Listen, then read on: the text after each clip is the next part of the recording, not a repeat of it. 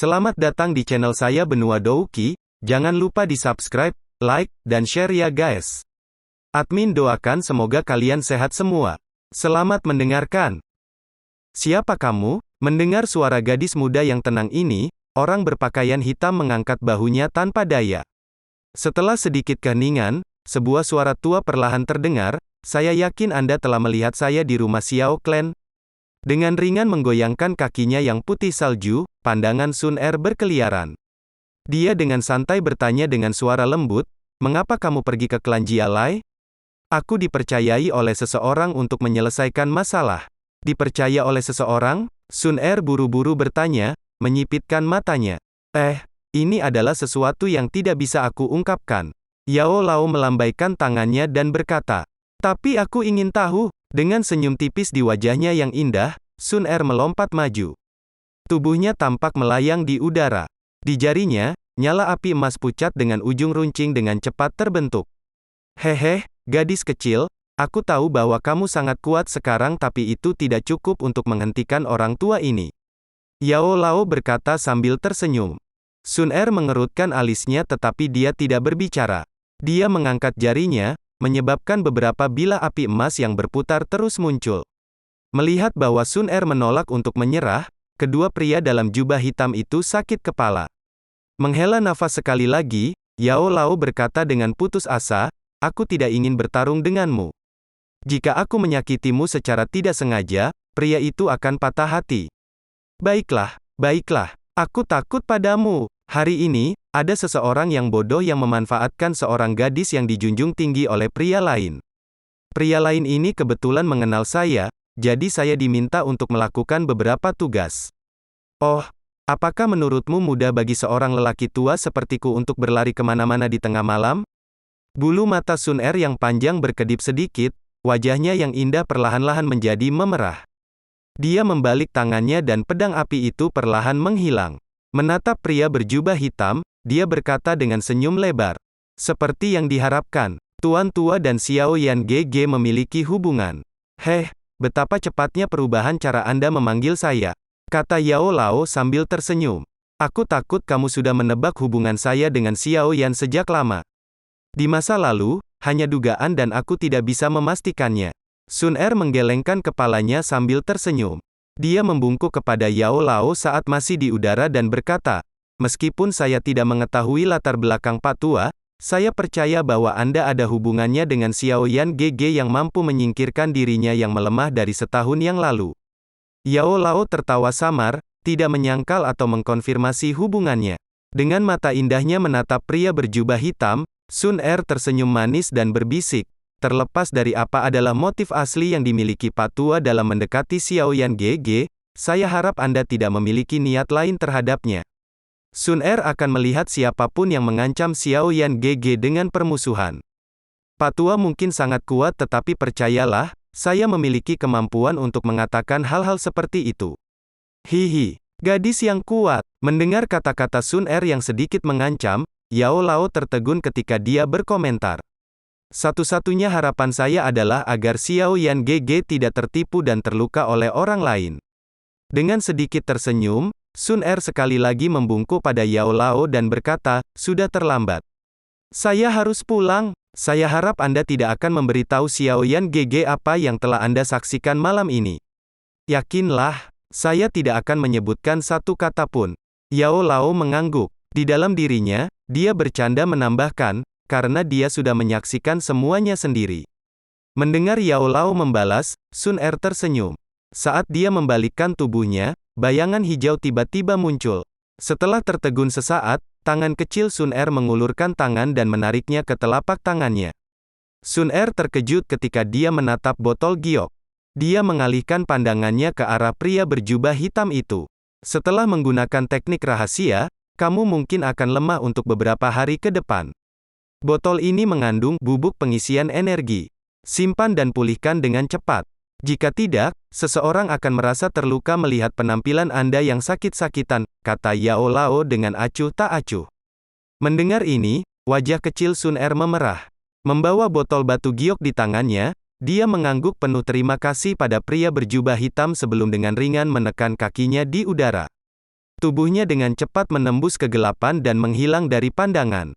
Berdiri di atap dan menyaksikan sosok yang menghilang, Yao Lao tiba-tiba menarik napas dalam-dalam dan bergumam, "Saat itu, ketika kamu diam-diam memasuki kamar gadis itu dan anehnya muncul dengan ide yang tidak berguna untuk menghangatkan pembuluh darah, kamu secara tidak sengaja berhasil merebut hati gadis itu. Oh, kalau dipikir-pikir, keberuntunganmu adalah sesuatu yang membuat orang lain iri." Di bawah jubah hitam, Xiao Yan menggosok hidungnya. Dia tahu betul bahwa jika bukan karena kejadian di masa kecil mereka, Sun Er yang sudah dewasa akan memperlakukannya dengan sikap yang sama seperti yang dia berikan kepada orang lain. Tentu saja, pemikiran hipotetis ini tidak mengandung air di depan kenyataan.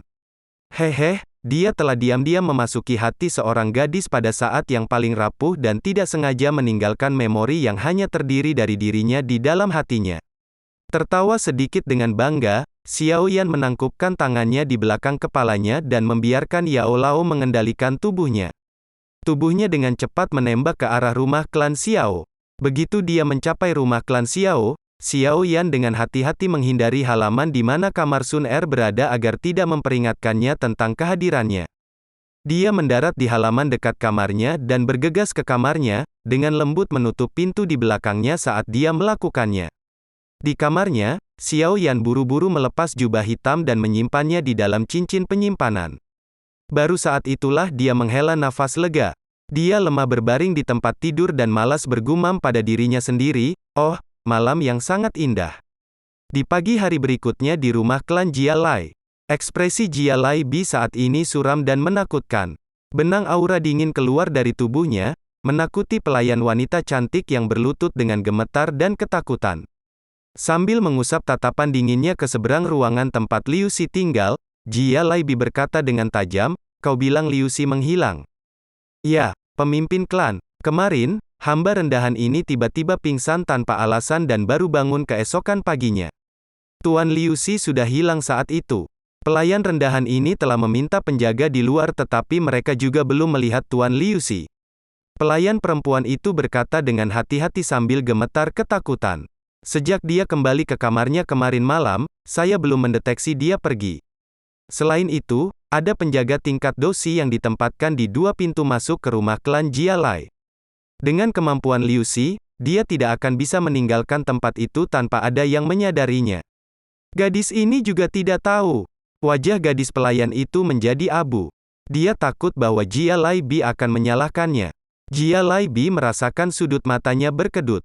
Perasaannya berantakan saat dia menarik napas dalam-dalam dan mengabaikan pelayan wanita yang gemetaran.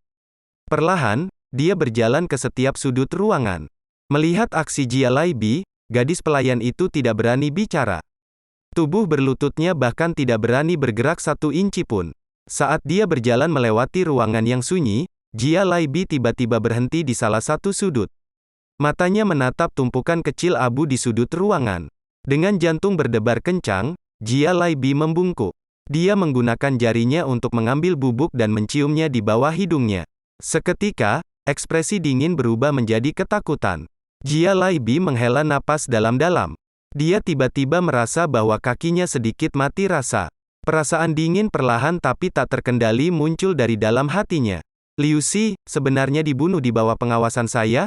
Pada saat Xiao Yan bangun dari tidurnya, langit sudah sangat cerah. Sinar matahari yang hangat masuk melalui celah di jendela, meninggalkan bintik-bintik cahaya di tanah.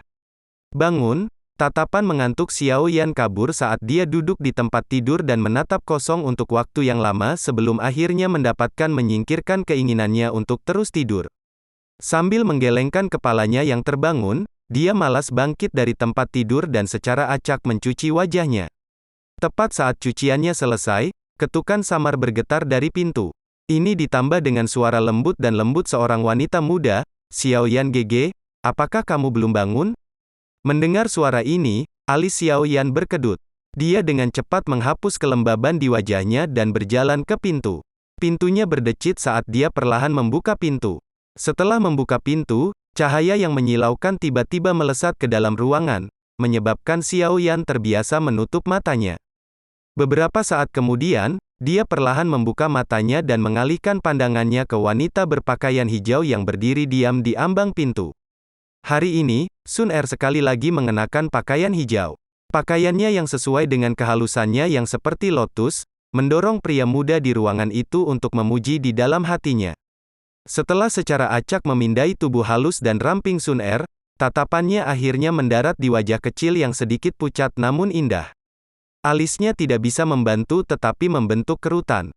Apa yang terjadi? Dengan mata besar yang menawan terfokus pada ekspresi Xiao Yan dan tidak menemukan apapun selain tuduhan. Sun Er segera menjawab sambil tersenyum, "Aku sedang tidak enak badan." "Ini bukan masalah besar." "Tidak enak badan?" Alis Xiao Yan berkedut saat dia berjalan keluar dari ruangan. Setelah menutup pintu, telapak tangannya tiba-tiba meraih tangan kecil Sun Er.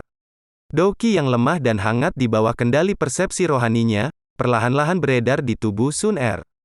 Beberapa saat kemudian, Xiao Yan tanpa ekspresi mengambil douqinya dan menghela nafas dalam hatinya. Tampaknya teknik rahasia yang digunakan Sun Er tadi malam sangat melelahkan. Di tubuhnya sekarang, hanya sedikit douqi lemah yang mengalir. Jelas, ini adalah akibat dari menggunakan teknik rahasia. Di pagi hari, ada banyak anggota klan yang bangun untuk berlatih. Kelompok ini dipenuhi dengan kecemburuan ketika melihat Xiao Yan memegang tangan Sun Er sambil berdiri di dekat pintu. "Xiao Yan GG." Sun Er yang berwajah merah berbisik pelan ketika dia berusaha membebaskan tangannya. "Saya tidak tahu apa yang telah kamu lakukan. Bagaimana kamu bisa menjadi begitu lemah?" Meletakkan tangan kecil Sun Er, Xiao Yan menegang wajahnya dan berkata dengan lembut. Setelah mata besar yang cerdas itu memindai wajah Xiao Yan dan sekali lagi tidak menemukan apa-apa, Sun Er diam-diam menghela nafas lega dan tersenyum. "Kemarin saya telah mencoba untuk melatih teknik Dou yang melampaui level saya dan inilah hasilnya. Saya akan baik-baik saja setelah istirahat beberapa hari. Xiao Yan GG tidak perlu khawatir." Setelah itu, dia menemukan alasan dan diam-diam meninggalkan klan.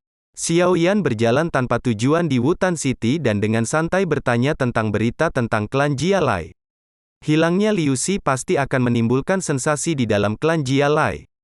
Bertentangan dengan harapannya, bagaimanapun, dia tidak bisa menemukan kelainan di klan Jia Lai. Pasar terus beroperasi dan obat penyembuhan terus dijual. Tidak ada yang berbeda. Tidak heran Jia Lai Bi ini adalah pemimpin klan. Dia sebenarnya bisa menekan berita ini. Meski begitu, dia mungkin bisa menekan ini selama sehari tetapi dia tidak bisa melakukannya selamanya. Setelah obat penyembuhan yang tersisa terjual, saya ingin melihat apa yang bisa dia lakukan. Xiao Yan tertawa dingin untuk beberapa saat sebelum menuju ke rumah lelang primer di pusat kota. Di daerah terpencil di luar rumah lelang, Xiao Yan mengenakan jubah hitam seperti yang selalu dilakukannya dan memasuki rumah lelang yang sibuk. Saat memasuki rumah lelang, Xiao Yan dengan sopan dibawa ke ruang VIP oleh seorang wanita cantik. Pelayan wanita. Dia menunggu sejenak sebelum Ya Fei yang tampak anggun muncul dengan senyum di depan Xiao Yan. "Haha, tamu penting. Xiao Yan Didi, apa yang membawamu ke rumah lelang?" Mengangkat poci teh, dia secara pribadi membungkukkan tubuhnya dan menuangkan secangkir teh untuk Xiao Yan saat dia berbicara. Apakah itu disengaja atau tidak? Kulit putih salju yang menarik di dada Ya Fei muncul dan menghilang saat dia membungkukkan tubuhnya untuk menuangkan teh. Itu menyebabkan mata seseorang terpaku padanya. Tatapan Xiao Yan hampir hilang dalam pemandangan yang luar biasa, tetapi ia menggunakan tekad yang cukup kuat dan berhasil mengalihkan pandangannya dengan batu kering.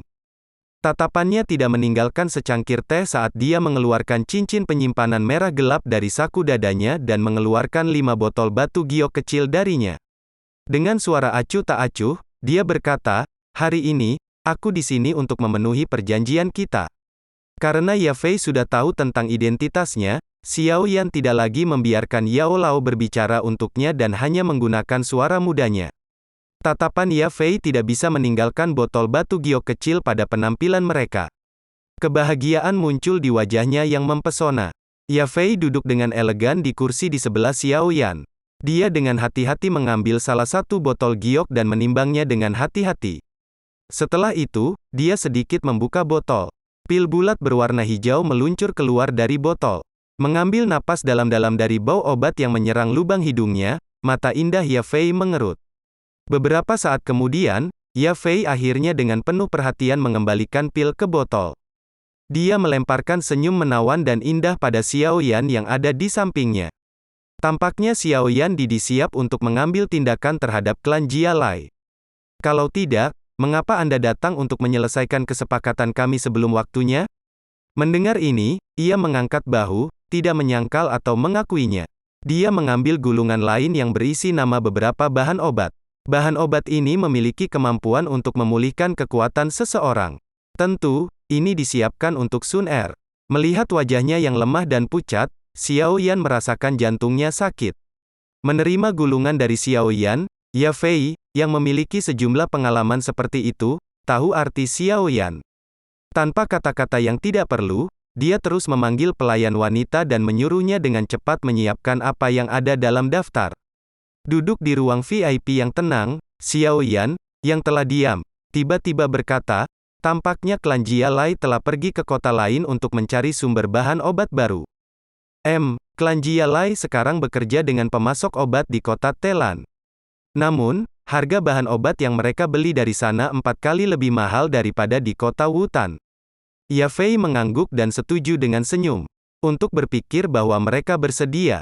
Dengan mengejek menggelengkan kepalanya, Xiao Yan melanjutkan sambil tersenyum. Bisakah Anda memberi saya beberapa informasi tentang transportasi obat-obatan ini? Mendengar ini, tangan Ya Fei yang memegang cangkir teh bergetar. Mata indahnya menatap pemuda di sampingnya dengan heran dan berkata, apa yang kamu rencanakan? Rampok. Setelah senyum pahit, Ya Fei sekali-sekali lagi menghela nafas, klan Jia Lai benar-benar tidak beruntung bertemu dengan iblis sepertimu. Menggelengkan kepalanya, Ya Fei menjadi diam. Dia akhirnya berdiri dan pergi ke kamar di belakangnya. Setelah beberapa waktu, dia akhirnya keluar dengan sebuah gulungan dan menyerahkannya kepada Xiao Yan. Dia diam-diam berbisik, saya telah menerima beberapa informasi dari rumah lelang di Telan City. 2 hari yang lalu, klan Jia Lai sekali lagi membeli bahan obat senilai 400.000 koin emas. Set bahan obat ini harus mencapai kota Wutan sore ini. Klan Jia Lai hanya membayar 100.000 koin emas sebagai deposit untuk membeli bahan obat ini. 300.000 koin emas yang tersisa adalah kredit. Yang melindungi bahan obat adalah prajurit klan Jia Lai, 3 dosi dan 1 da dosi. Ada juga beberapa lusin penjaga dengan setidaknya memiliki kekuatan doze. 400.000, sungguh jumlah yang besar. Xiao Yan berkata sambil tersenyum ketika dia memasukkan gulungan itu ke dalam cincin penyimpanan. Tawanya perlahan menjadi lebih dingin. Jika tumpukan bahan obat ini hilang, saya bertanya-tanya bagaimana mereka bertanggung jawab kepada pemasok obat. Dengan klan Jia Lai saat ini yang hampir bangkrut, kredit 300.000 koin emas ini akan menjadi pukulan terakhirnya. Mengangkat kepalanya, Xiao Yan menyaksikan seorang pelayan wanita yang baru saja masuk. Setelah menangkupkan satu tangan di atas yang lain dan berterima kasih kepada Ya Fei, dia pergi ke depan dan menerima bahan obat sebelum berjalan keluar dari aula tanpa melihat ke belakang. Duduk di kursi dan melihat cara yang menentukan di mana Xiao Yan pergi, Ya Fei tertawa pahit dan menggelengkan kepalanya. Dia dengan lembut menghela nafas, tindakan anak kecil ini tidak sesuai dengan usianya sama sekali. Orang tua itu, Jia Lai Bi, kemungkinan akan berada dalam kesulitan besar. Di suatu tempat, 7 atau 8 kereta kuda perlahan-lahan berlari di jalan di bawah terik matahari yang panas di siang hari. Di tengah suhunya yang panas, para penjaga di sekitar gerobak basah kuyup oleh keringat dan suara-suara gelisah keluar dari gerbong. Bagian dari tim pendamping adalah Jia Lai Nu, bintang 3 Dadosi dan salah satu dari 2 tetua klan Jia Lai, dianggap sebagai salah satu yang terkuat di kota Wutan. Dengan kekuatannya, membuatnya secara pribadi mengawal ramuan obat menyoroti betapa pentingnya itu bagi klan. Namun, tampaknya Jia Lai Nu tidak menerima kabar tentang hilangnya Liu Xi, jika tidak, penatua itu akan segera mengembalikan bahan-bahan mahal itu. Jia Lai Nu duduk bersila di atas salah satu gerbong yang ditarik kuda. Terlepas dari seberapa banyak gerbong terlempar dan berguncang, tubuhnya tidak bergerak. Setelah hidup dalam kemewahan dan kenyamanan selama beberapa waktu, ia menjadi tidak sabar setelah 2 hari bepergian. Itu semua karena Xiao Klan sialan itu. Cepat atau lambat, aku akan menghancurkan kalian semua. Jia Lai Nu mengepalkan giginya dan bergumam dengan marah. Dia kemudian sedikit memutar kepalanya dan mengamati ramuan obat yang ditumpuk rapi melalui jendela di belakangnya. Ekspresi ketidakberdayaan muncul di wajahnya yang tanpa ekspresi. Meskipun cincin penyimpanan tentu akan membuat transportasi lebih nyaman, cincin kelas rendah hanya memiliki ruang 2 atau 3 meter kubik dan untuk sepenuhnya menyimpan semua bahan obat itu akan membutuhkan setidaknya 5 cincin penyimpanan kelas rendah. Cincin ini langka dan mahal, dan bahkan di seluruh Jia Lai Clan hanya memiliki 2. Dengan demikian, mereka hanya bisa menggunakan metode kereta yang tidak praktis untuk mengangkut bahan-bahan. Dengan lelah mengedipkan matanya, Jia Lai Nu, yang mulai tidur siang, menyadari bahwa kereta di depan tiba-tiba berhenti. Teriakan marah samar bergetar di udara. Mengernyitkan alisnya, Jia Lai Nu hendak memanggil seseorang untuk menyelidiki apa yang terjadi, ketika penjaga klan Jia Lai datang bergegas dari depan. Dia segera melaporkan, "Tetua, ada seorang pria berjubah hitam menghalangi jalan kita." Mendengar ini, wajah Jia Lai Nu menjadi gelap. Sekarang mereka telah memasuki wilayah Wutan City, siapa yang berani memblokir mereka? Dengan kilatan dingin muncul di matanya, Jia Lai Nu menganggukkan kepalanya sedikit dan melompat turun dari kereta kuda. Dia dengan cepat maju ke arah konvoi dan akhirnya melihat seorang lelaki berjubah hitam duduk di atas batu besar di tengah jalan.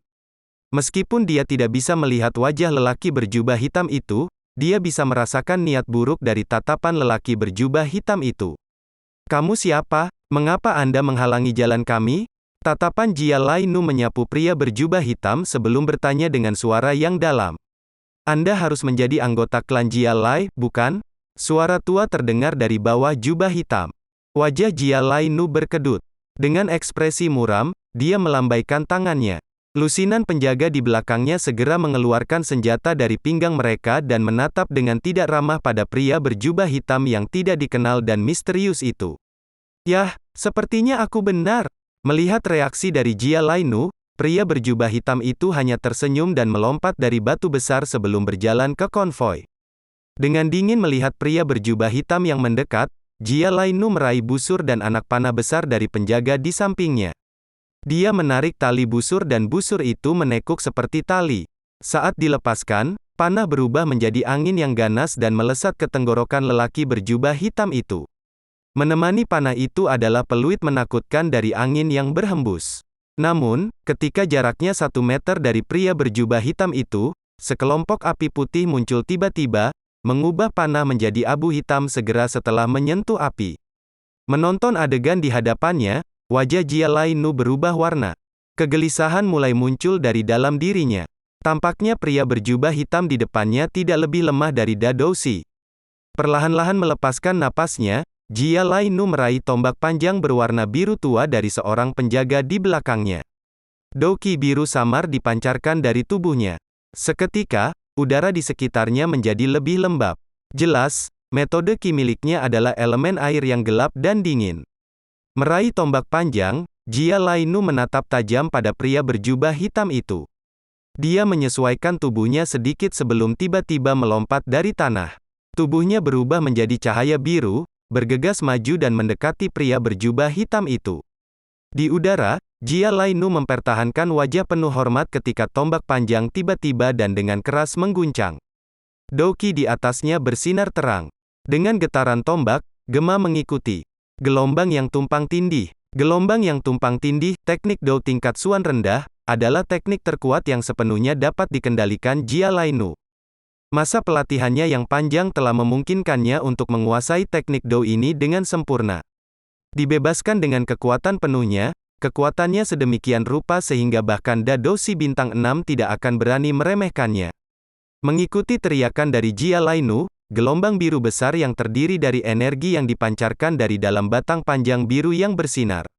Gelombang besar energi naik tinggi ke langit sebelum tiba-tiba menusuk ke arah pria berjubah hitam di depan.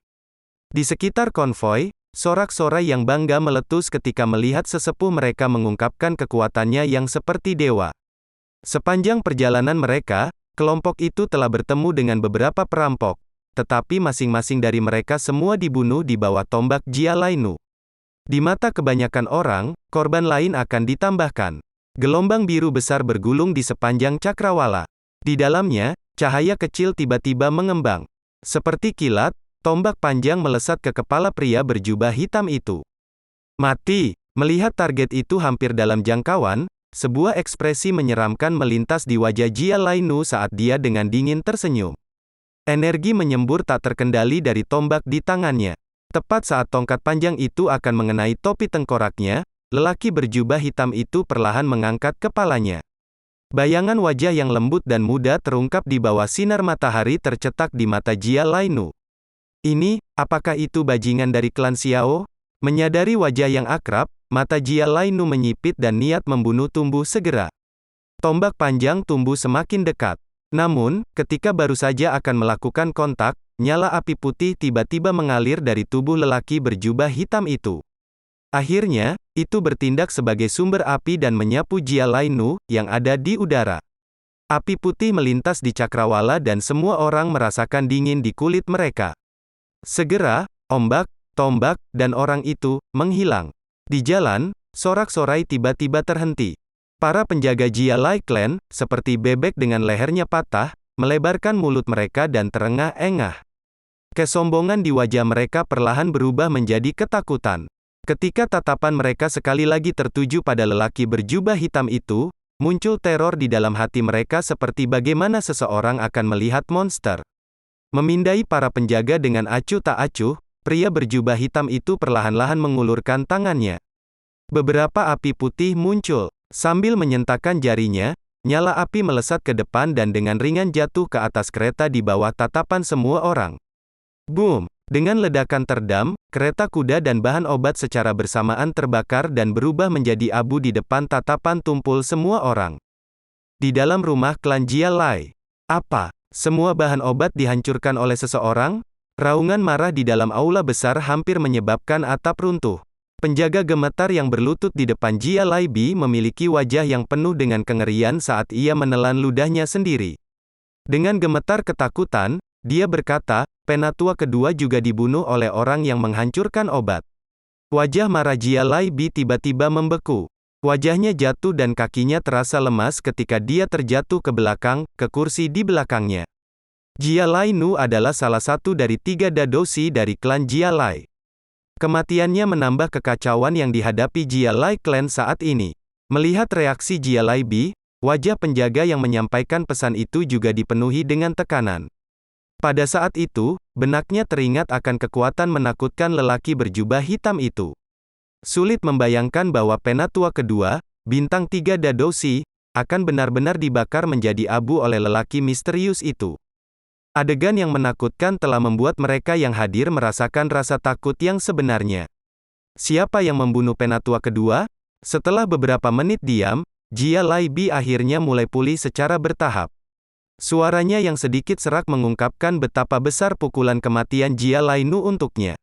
Saya tidak tahu. Saat itu, pria itu mengenakan jubah hitam sehingga tidak ada yang melihat wajahnya.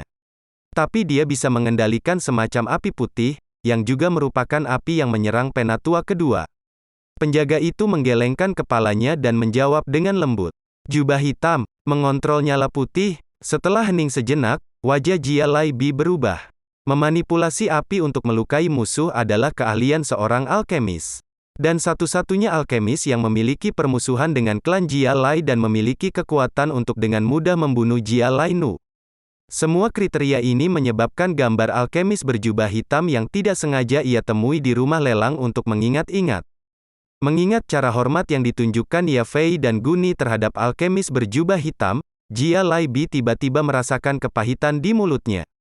Mereka salah sejak awal. Saat itu, hanya karena pernyataan dari Liu Xi, mereka mengira Xiao Clan cukup beruntung untuk menyewa seorang alkemis pemula. Namun, situasi saat ini memberitahu mereka bahwa alkemis Xiao Clan jauh lebih kuat daripada Liu Xi yang tidak kompeten. Jia Lai Bi dengan lembut menggelengkan kepalanya saat kemarahan jahat melintas di matanya. 400.000 koin emas bahan obat dihancurkan dan terlebih lagi, mereka masih berutang 300.000 koin emas kepada pemasok bahan obat di kota Talan karena masalah arus kas. Jia Lai Bi pada awalnya berniat untuk memperbaiki sejumlah bahan obat ini menjadi obat penyembuhan dan menjual obat untuk membayar kembali pinjaman. Dengan perkembangan terakhir, semua rencananya hancur. Pemasok obat yang bekerja dengan klan Jia Lai memiliki pengaruh dan kekuatan yang signifikan di kota Talan.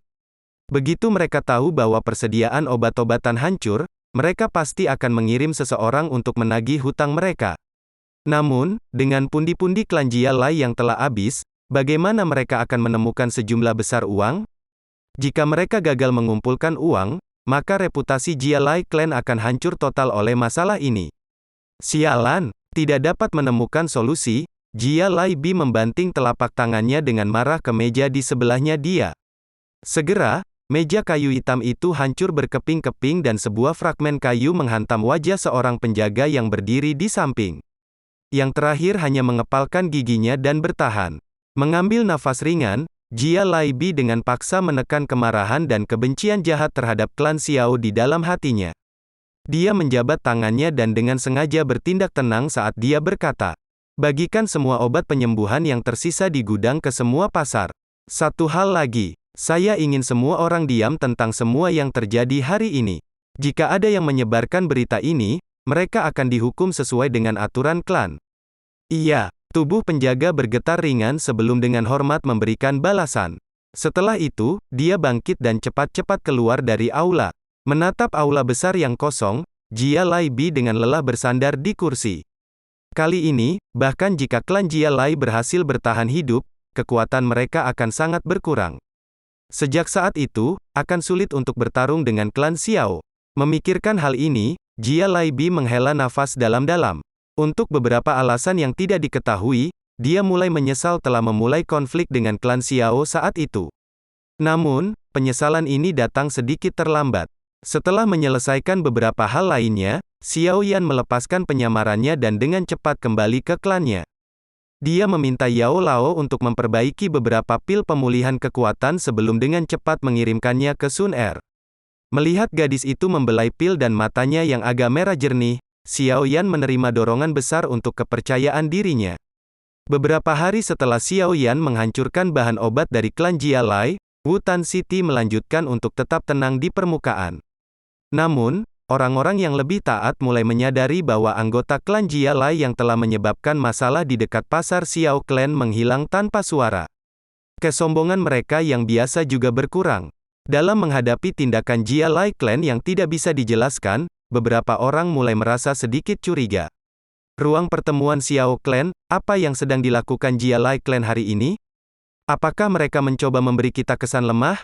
Setelah menerima berbagai informasi dalam beberapa hari terakhir, Xiao Zhan menyipitkan alisnya ketika dia berbicara kepada tiga tetua di aula. Wajahnya dipenuhi dengan kecurigaan. Saling bertukar pandang, tiga tetua menggelengkan kepala bersamaan. Setelah dengungan yang dalam, penatua pertama perlahan-lahan berbicara, kelainan ini mungkin tidak sesederhana itu. Jia Lai Bi adalah pria yang licik. Dia mungkin melakukan beberapa skema, lebih baik berhati-hati. Xiao Zhan mengangguk. Secara alami, sebagai orang yang bijaksana, dia tidak akan bersantai di hadapan tindakan Jia Lai Clan. Mengalihkan pandangannya, Xiao Zhan tanpa daya menggelengkan kepalanya pada Xiao Yan yang hampir tidur di kursinya. Bocah itu tampaknya tidak dapat menunjukkan minat pada masalah klan. Yan apakah kamu bertemu dengan sesepuh yang terhormat baru-baru ini? Xiao Zhan bertanya secara acak ketika ia mengangkat cangkir tehnya ke mulutnya dan menyesapnya. TLR, bentuk alamat intim. Yan mengacu pada Xiao Yan. Mendengar pertanyaan Xiao Zhan, ketiga tetua juga mengalihkan pandangan mereka ke Xiao Yan. Pentingnya sesepuh yang terhormat itu bagi klan Xiao dipahami bahkan tanpa mengatakan. Namun, tampaknya hanya Xiao Yan di seluruh Xiao Clan yang disukai. Tidak ada orang lain yang memiliki kesempatan untuk bertemu dengan penatua yang terhormat sendirian. Melihat bagaimana Xiao Yan dapat menikmati hak istimewa seperti itu, semua orang dipenuhi dengan rasa iri. Dengan malas mengangkat kelopak matanya, Xiao Yan berkata dengan suara bosan, Aku sudah melihatnya." Setelah hening sejenak, dia melanjutkan, "Dia bermaksud untuk menjadikanku sebagai muridnya." Setelah mendengar kata-kata Xiao Yan, tangan Xiao Zhan yang telah mengangkat cangkir teh membeku. Dia mengangkat wajahnya, yang penuh dengan emosi dan menatap pemuda yang telah menyusut ke kursinya. Menelan air liurnya, dia bertanya dengan tak percaya, "Apakah kamu mengatakan bahwa dia ingin mengambil kamu sebagai muridnya?" Mengangkat kelopak matanya dan menonton wajah Xiao Zhan yang dipenuhi dengan kebahagiaan dan kegembiraan, sementara wajah para tiga tetua meringis dengan alis merajut. Xiao Yan mengangguk malas. Bagus. Baik, bagus. Dengan wajah memerah, Xiao Zhan mengosongkan cangkir tehnya sekaligus dan dengan bersemangat berdiri. Dia mondar-mandir di kamar dan menggosok tangannya dengan bersemangat. Saya tahu bahwa anak saya bukan orang biasa. Sialan, siapapun yang berani memanggil putraku lumpuh di masa depan akan dibunuh secara pribadi oleh saya. Melihat sikap gelisah Xiao Zhan, Xiao Yan hanya bisa tanpa ampun menggelengkan kepalanya dan berkata dengan lembut, dalam waktu setengah bulan lagi, saya akan pergi untuk berlatih dengan guru. Saya khawatir itu akan lebih dari setahun sebelum saya kembali.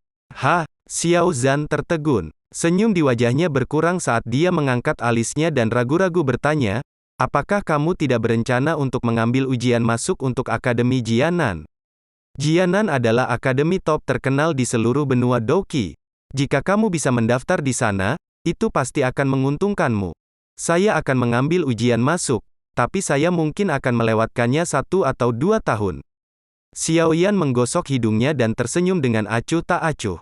Meskipun Akademi Jianan hebat, mereka tidak dapat membantu saya melampaui Nalan Yanran dalam waktu kurang dari 2 tahun. Xiao Yan tersenyum ketika pandangannya menyapu seluruh aula. Saat itu, wanita sombong itu telah menghancurkan harga dirinya yang tersisa di tempat ini. Mendengar nama yang tabu untuk Xiao Yan, wajah Xiao Zhan bergetar dan dia menjadi diam. Berdiri, Xiao Yan malas mengangkat tangannya dan menangkupkannya ke belakang kepalanya saat dia perlahan keluar dari aula besar. Tawa samar lelaki muda itu melayang-layang di aula besar. Sejak aku berjanji saat itu, aku harus menepati janji dan menemuinya. Bukan karena aku berharap dia menatapku dengan cara yang lebih baik, hanya saja aku ingin memberitahunya bahwa pandangannya ke depan sangat buruk ketika akhirnya aku bertemu dengannya. Beberapa hari berikutnya perlahan berlalu, jumlah obat penyembuhan yang dijual oleh klan Jia Lai di pasar mereka di kota Wutan mulai berkurang. Pada hari terakhir, ketika botol obat penyembuhan terakhir akhirnya dijual, anggota Jia Lai Clan yang bertanggung jawab untuk menjual obat tidak memiliki banyak pilihan selain tersenyum malu pada tentara bayaran yang berdesak-desakan di luar. Aku sangat menyesal, karena kekurangan stok, kios kami akan ditutup sementara. Para tentara bayaran yang sedang mencari tempat yang lebih baik di luar kios menjadi diam setelah mendengar kata-kata itu. Setelah memelototi para pekerja lapak dalam waktu yang lama, mereka mulai memarahi dengan marah. Saat kerumunan bubar, beberapa pelanggan yang kurang sopan secara verbal melecehkan penjual obat-obatan. Berita bahwa klan Jia Lai telah menghentikan penjualan obat penyembuhan yang menyebar ke seluruh kota Wutan dalam waktu kurang dari 1 jam. Reaksi pertama dari semua orang adalah keterkejutan diikuti oleh beberapa orang yang senang dengan ketidakberuntungan mereka, beberapa merasa menyesal, dan beberapa lainnya menghela nafas. Tanpa dukungan obat penyembuhan, klan Jia Lai, dalam perang melawan klan Xiao, benar-benar dikalahkan. Setelah kekalahan menyedihkan mereka, Jia Lai Clan sangat lemah dan pengaruh mereka di dalam Wutan City tidak mungkin untuk pulih ke tingkat pengaruh tinggi yang mereka nikmati di masa lalu. Rumah Xiao Clan, ruang rapat. Klan Jia Lai telah kehilangan sumber obat penyembuhan mereka. Mendengar berita bahwa bawahannya telah membawanya, Xiao Zhan tertegun sejenak sebelum tiba-tiba berdiri. Kebahagiaan di wajahnya sulit disembunyikan. Dalam kegembiraannya, dia bertukar pandang dengan ketiga tetua, hanya untuk menemukan bahwa wajah mereka juga dipenuhi dengan kebahagiaan yang tidak terkendali. Xiao Zhan dengan gelisah mengambil 2 langkah di aula. Beberapa saat kemudian, dia akhirnya menekan kebahagiaannya dan bertanya kepada pembawa pesan sambil tersenyum, bagaimana dengan Liu Xi, alkemis mereka? Saya tidak tahu. Sejak hari itu ketika Jia Lai Ao dan Tuan Muda Xiao Yan bertempur, dia tidak pernah terlihat lagi. Mendengar ini, Xiao Zhan dan 3 tetua terkejut. Mereka mengalihkan pandangan mereka diam-diam ke arah Xiao Yan, yang duduk di satu sudut. Mengapa kamu menatapku? Ini tidak ada hubungannya denganku. Melihat keempat pasang mata memandangnya, Xiao Yan memutar matanya dan dengan polos berkata. Xiao Zhan tanpa daya menggelengkan kepalanya. Bagaimanapun, dia tidak percaya penyangkalan Xiao Yan. Tidak ada hubungannya dengan dia. Lalu mengapa Liu Xi menghilang setelah konflik dengannya? Betul, pemimpin klan, anggota lingkaran dalam Jia Lai Clan secara tidak sengaja membocorkan bahwa penatua kedua Jia Lai Clan, Jia Lai Nu, dibunuh oleh seorang pria berjubah hitam ketika ia mengangkut bahan obat. Setelah ragu-ragu sebentar, utusan akhirnya berkata dengan suara rendah. Kaki Xiao Zhan yang berjalan tiba-tiba membeku. Dia menarik kelopak matanya dan mengangguk sebelum melambaikan tangannya untuk memberhentikan kurir. Dia menatap Xiao Yan dengan penuh perhatian dan berkata dengan senyum lebar, "Yan aku tidak berpikir ada orang di seluruh kota Wutan yang memiliki kemampuan untuk membunuh bintang 3 Dadoshi Jia Lai Nu selain gurumu." Xiao Yan menggosok hidungnya dan menghela nafas. Dia mengangguk dengan tak berdaya. Jia Lai Nu memang sudah mati. Mendengar pengakuan dari Xiao Yan, Xiao Zhan juga menggelengkan kepalanya dan menghela nafas. Jia Lai Clan, yang telah bertarung selama beberapa dekade dengan Xiao Clan, benar-benar jatuh karena seorang pemuda lajang. Perasaan ini, Xiao Zhan tersenyum pahit dan berkata, "Saya tahu bahwa alasan bagi penatua yang terhormat untuk memberikan bantuannya adalah karena kamu. Namun, jika ada waktu, harap sampaikan terima kasih Xiao Clan kami. Kami sangat berhutang budi padanya." Xiao Yan mengangkat bahu dan mengangguk dengan sembrono. Sekarang, mari kita lihat bagaimana Jia Lai Clan mencoba keluar dari kekacauan ini. Xiao Zhan tertawa pelan. Sikap sombong dalam tawanya sulit disembunyikan. Dalam kompetisi untuk pasar obat penyembuhan, klan Jia Lai telah menarik diri setelah kerugian besar dan kerugian besar ini sangat melemahkan klan Jia Lai sementara klan Xiao sangat diuntungkan. Dalam 2 bulan singkat ini, klan Xiao secara ajaib menarik diri dari posisi semula yang menyedihkan untuk memenangkan kompetisi. Selain itu, keuntungan 2 bulan dari obat penyembuhan setara dengan pendapatan tahunan mereka dari tahun sebelumnya. Selain itu, pengaruh mereka dalam kota Wutan jelas telah melampaui klan Jia Lai dan klan Aoba. Bahkan rumah lelang primer telah membuat isyarat niat baik karena Xiao Yan. Dengan akumulasi faktor-faktor ini, klan Xiao memiliki tempat terbesar di pusat perhatian di seluruh kota Wutan. Namun demikian, seekor kelabang mati tetapi tidak pernah jatuh. Meskipun Jia Lai Clan telah menerima pukulan mengerikan, mereka masih merupakan kekuatan yang tidak bisa diremehkan. Angkatan bersenjata yang dibangun oleh klan selama bertahun-tahun adalah kekuatan yang tidak seorang pun di kota Wutan berani memandang rendah. Klan Jia Lai juga sangat menyadari pengaruh saat ini dari klan Xiao.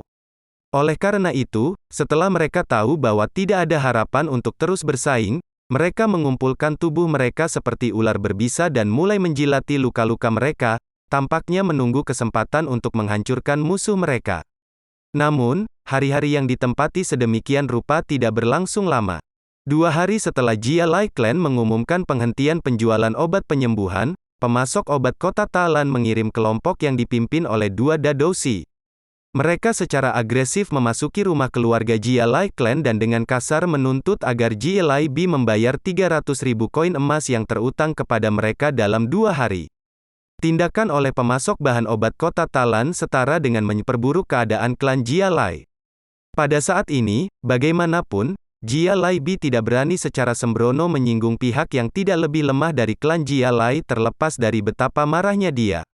Karena itu, dia hanya bisa menelan kepahitannya dan berusaha mengumpulkan uang. Setelah mencari di seluruh klan Jia Lai, bagaimanapun, mereka hanya dapat menemukan 100.000 koin emas. Ini sangat jauh dari hutang yang mereka miliki. Tak berdaya, Jia Lai Bi hanya bisa mengentalkan kulitnya dan mencoba meminjam uang dari kekuatan yang memiliki hubungan yang lebih baik dengan klan Jia Lai. Namun, ada jauh lebih banyak orang yang mau berbagi dalam kebahagiaan Anda daripada membantu dalam kesedihan Anda.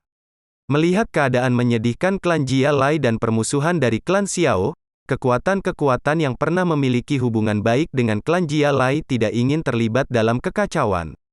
Membantu Jia Lai Clan sekarang pasti akan menyinggung Xiao Clan yang sedang naik daun. Akibatnya, bahkan setelah melakukan upaya luar biasa, Jia Lai Bi tidak dapat mengumpulkan uang dalam jumlah yang cukup. Dengan wajahnya dipenuhi dengan kesuraman, Jia Lai Bi kembali ke rumah dan mengamuk seperti dewa perang. Setelah itu, dia dengan enggan menyuarakan saran yang mengejutkan, jual pasar. Jia Lai Clan memiliki total 3 pasar menengah dan 4 pasar kecil di Wutan City. Yang ingin dijual oleh Jia Lai Bi adalah dua pasar berukuran sedang dengan lokasi dan popularitas terbaik. Setelah kata-kata ini keluar, para anggota klan Jia Lai bereaksi keras. Bahkan seluruh kota Wutan pun dalam keadaan shock. Pendapatan dari dua pasar ini pada dasarnya merupakan setengah dari pendapatan klan Jia Lai. Terpaksa menjual pasar mereka menunjukkan betapa putus asanya mereka. Jika sebuah pasar memiliki kerumunan yang cukup, itu adalah usaha bisnis yang pasti akan menguntungkan. Namun, hanya ada sedikit lebih dari 10 pasar di seluruh kota Wutan. Pasar-pasar ini biasanya dikendalikan oleh klan Jia Lai dan Xiao Clan. Klan Aoba tidak mengandalkan pasar untuk mencari nafkah. Sebaliknya, penghasilan mereka terutama berasal dari sarang perjudian bawah tanah dan rumah bordil. Karena itu, setelah mendengar bahwa Jia Lai Clan berniat menjual pasar dengan lokasi terbaik, banyak orang tergoda. Namun, setelah semangat awal mereda, mereka menjadi sedih. Di kota Wutan saat ini, hampir semua orang banyak didominasi oleh pasar Xiao Clan. Selain pasar yang sangat menguntungkan dari klan Xiao, semua pasar hanya bisa mencapai titik impas. Membeli pasar saat ini tidak diragukan lagi akan menjadi usaha bisnis yang buruk. Lebih penting lagi, siapapun yang membeli pasar dari Jia Lai Clan pasti akan menyinggung Xiao Clan. Mereka yang sedikit tertarik tidak punya banyak pilihan selain menarik minat mereka dengan banyak kekecewaan. Setelah mengumumkan niatnya untuk menjual pasar, Jia Lai Bi, yang awalnya berpikir bahwa akan ada gelombang minat, sekali lagi merasa malu. Dia tidak menyangka bahwa pengaruh Xiao Clan saat ini telah mencapai tahap yang hebat. Dengan tenggat waktu 2 hari semakin dekat dan ketidakmampuan untuk mengumpulkan uang yang dibutuhkan, Jia Lai Bi mulai berkeringat dengan cemas. Sama seperti Jia Lai Bi menjadi sangat cemas, orang asing muncul. Setelah menghabiskan sepanjang sore membahas tentang harga, pasar akhirnya dibeli oleh orang asing itu dengan harga murah 200.000 koin emas. Di depan wajah Jia Lai Bi yang sangat suram disertai dengan niat membunuh, orang asing itu keluar dengan 2 perjanjian penjualan, merasa sangat puas. Setelah menerima 200.000 koin emas sebagai pembayaran untuk 2 pasar, Jia Lai Clan akhirnya berhasil menyingkirkan kelompok dari pemasok bahan obat. Melihat para penagih utang seperti bandit meninggalkan halaman, Jia Lai Bi merasa ingin menangis, meskipun tidak ada air mata yang keluar. Tidak lama setelah mengirim pergi penagih utang itu, seorang anggota klan datang bergegas untuk melaporkan berita terbaru. 2 pasar yang mereka jual di pagi hari sekarang berubah atas nama Xiao Clan. Mendengar berita ini, Jia Lai Bi yang sangat marah tertegun sesaat sebelum akhirnya batuk darah dan pingsan. Melihat Jia Lai Bi yang buru-buru dibawa ke dalam ruangan, semua anggota klan Jia Lai menghela nafas. Sejak saat itu, Jia Lai Clan dikutuk sebagai kekuatan kelas 2 di Wutan City. Sekian akhir cerita episode kali ini. Terima kasih.